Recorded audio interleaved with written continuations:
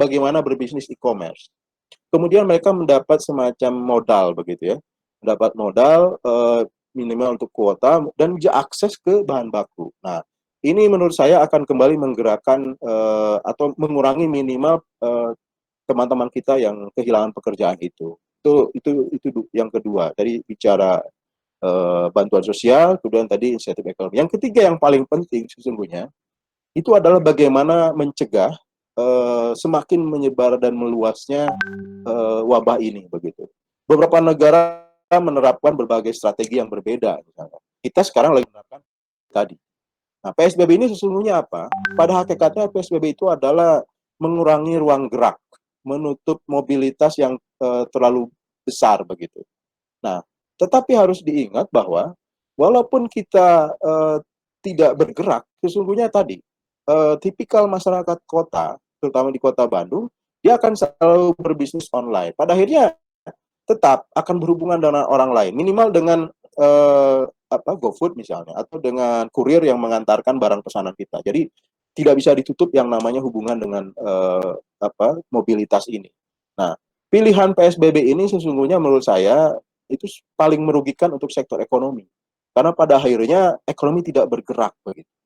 Ya, kita belum tahu nanti dalam 2-3 bulan ke depan seperti apa dampak dari PSBB yang sesungguhnya. Karena ini kan baru pertama kali di Indonesia model seperti ini. Tapi ada satu pilihan lain yang menurut saya bisa kita ambil sesungguhnya, yaitu karantina lokal atau karantina, atau juga ada yang menyebutnya isolasi begitu. Ada beberapa isolasi yang bisa dilakukan. Misalnya di Brasil itu contohnya, dia menggunakan karantina itu stadion. Jadi orang-orang yang diperkirakan, kalau kita istilahnya ODP, orang dalam pemantauan, diperkirakan akan terkena atau akan positif kalau dites, dia dimasukkan ke pusat karantina itu. Di sana dalam bentuk stadion begitu, sehingga bisa ribuan orang di satu tempat sekaligus. Nah, ODP ini belum pasti dia positif. Bisa jadi juga dia negatif. Jadi ketika nunggu di sana, dia dites bahwa ini sebenarnya kalau negatif ya bisa langsung dipulangkan, tapi kalau positif bisa terus dilanjut karantina. Model yang hampir sama ada di Jakarta namanya Wisma Atlet. Itulah pusat karantina bagi orang-orang ODP sesungguhnya. Jadi apa tujuannya? Tujuannya adalah tadi mengurangi ruang gerak penyebaran dari wabah COVID ini dalam konteks yang lebih selektif begitu. Kalau itu ya pukul rata semua orang dianggap pembawa eh, apa virus begitu. Tetapi karantina tidak. Dia melihat ODP-nya cepat dimasukkan. Begitu ODP cepat dimasukkan begitu. Ini kan trackingnya bisa dilakukan. Sayangnya sekarang sudah terlalu luas begitu ya. Apalagi ada isu ada kebiasaan kita untuk mudik ini, untuk pulang kampung sehingga ODP ini luar biasa kemana-mana. Apalagi itu yang pulang dari daerah Jakarta dan sekitarnya. Nah, tetapi tadi keuntungannya kalau menggunakan pusat karantina, maka ekonomi masih bisa berputar begitu. Ekonomi masih bisa berjalan. Tapi juga tentu saja harus ada satu keyakinan yang ditambahkan, yaitu dengan penggunaan APD. Jadi betul Wahyani katakan tadi bahwa APD itu harus menjadi bagian dari budaya baru kita. Karena kita tidak tahu ini sampai kapan. Saya bahkan mengusulkan ke gugus tugas COVID-19 di Jawa Barat itu, jadikan APD itu seperti baju batik. Jadi sudah seragam ASN begitu. Sudah jadi, bahkan harus ada aturan menjadi seragam orang bekerja di pabrik, menjadi seragam orang bekerja di pasar, menjadi seragam kemanapun begitu. Itu harus jadi standar APD-nya. Nah, dengan dua hal tadi, pusat karantina dan kemudian ekonomi yang punya standar kesehatan yang dinaikkan, penggunaan APD, disinfektan, hand sanitizer, dan lain-lain, itu ekonomi akan masih bisa berputar. Kenapa saya mengatakan ini penting dibandingkan PSBB? PSBB ini sudah terasa, ini padahal baru hari ke berapa begitu ya. Tapi masyarakat sudah mulai mengeluh meminta bantuan. Bahkan berita-berita misalnya ada yang kelaparan dan sebagainya. Walaupun di kondisi normal juga ada, tetapi itu semakin gencar. Nah, ini yang kemarin oleh pemerintah pusat, kenapa keluar akhirnya PSBB itu keputusannya tidak mencakup hal tersebut, tidak mencakup kesiapan bantuan orang sebenarnya di kelas bawah yang satu hari saja mereka tidak keluar mencari nafkah, tidak bisa makan. Itu yang belum dihitung. Sehingga turunnya bantuan ini boleh dikatakan terlambat begitu untuk yang paling bawah ini. Nah, Saya berharap sebenarnya bantuan dari provinsi segera turun juga untuk mengantisipasi ini. Nah, kembali yang tadi, pusat karantina ini sesungguhnya juga peluang bisnis. Kalau di Jawa Tengah, saya lihat contohnya di Semarang itu ada menggunakan pusat karantina hotel, tapi khusus tenaga medis. Nah, ini artinya apa? Artinya sebenarnya sektor pariwisata masih bisa diberikan insentif. Didorong misalnya, orang itu dikarantina di hotel-hotel. Gitu. Jadi bukan justru membiarkan hotel mati. Ini tinggal bagaimana menggerakkan dana pemerintah agar memfasilitasi yang dikarantina itu di hotel dan bekerjasama dengan perhimpunan hotel misalnya. Jadi kemudian makannya kita bisa manfaatkan restoran-restoran yang ada di sekitar hotel itu. Nah itu akan juga sektor pariwisata. Saya kira demikian dari saya. Oke.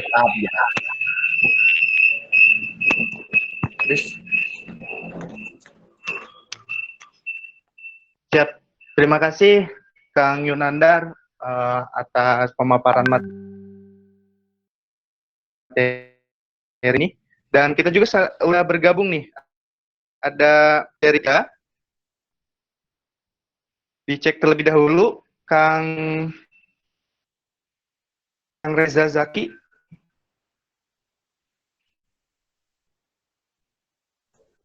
Ya. Siap. Jadi nanti teman-teman habis ini nanti kita akan ada sesi tanya jawab ya kurang lebih menjelang menjelang buka puasa ya. Jadi nanti kita akan dengarkan terlebih dahulu pemaparan dari Kang Reza Zaki. Nanti teman-teman yang mendengarkan ini bisa langsung bertanya. Nanti akan dipandu oleh moderator. Mangga Kang Reza Zaki, waktu dan tempatnya dipersilakan. Ya, makasih Pak Moderator, Pak Dewan yang saya hormati, Ibu, terus Kang Arci dari Unikom dan teman-teman semua yang hadir sore hari ini. Saya mencoba untuk mengangkat bagaimana potret COVID-19 ini dalam konteks domestik, kemudian saya nanti akan coba, karena background saya mengajar hukum internasional, jadi bagaimana kemudian kita mau bicara tentang penyelesaian COVID-19 ini. Nanti ada soal ekonomi, ada soal hukum, dan lain sebagainya.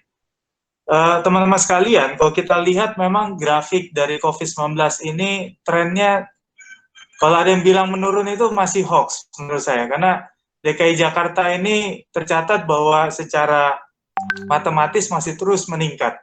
Jadi kalau kita agregat secara nasional, ini sudah menyentuh angka 10.000 kasus positif dan 784 itu sudah dinyatakan meninggal dunia dari kasus COVID-19.